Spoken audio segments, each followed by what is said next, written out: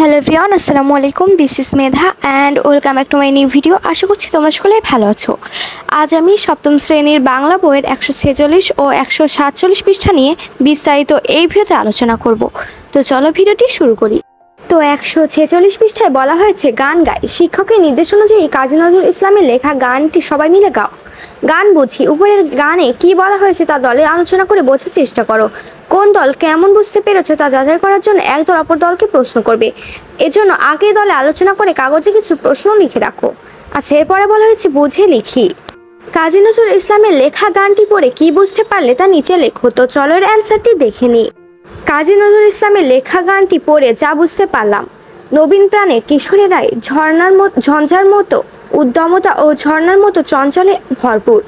শুধু তারাই নয়, তরুণরাও এই প্রবল অতুলনীয় প্রাণশক্তির অধিকারী। তারা সকলে প্রয়োজনে হয় কখনো বিধাতার মতো ভয়হীন, আবার কখনো প্রকৃতির মতো সচ্ছল। মরুর যাযাবররা যেমন প্রয়োজনে রক্তাক্ত যুদ্ধ করে ঠিক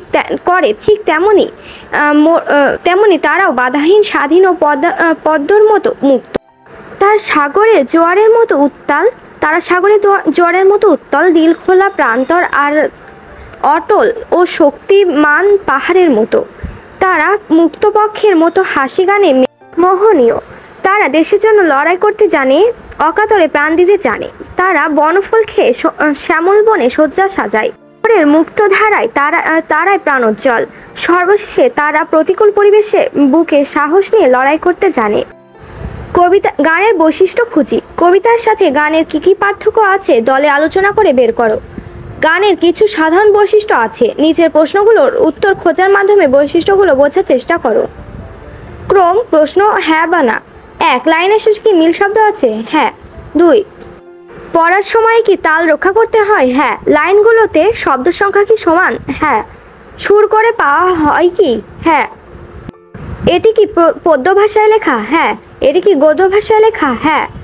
এখানে কোনো কাহিনী পাওয়া যায়? না। এখানে কোনো চরিত্র আছে কি? না।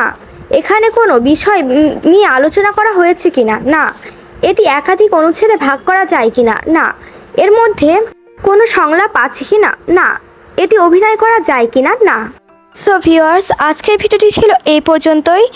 আশা করছি তোমাদের ভিডিওটি ভালো লাগবে। আর ভিডিওটি ভালো লাগলে অবশ্যই লাইক, কমেন্ট এবং শেয়ার করবে। আর যদি কোনো ভিডিও প্রয়োজন হয় অবশ্যই আমাকে কমেন্টে জানাবে। ধন্যবাদ।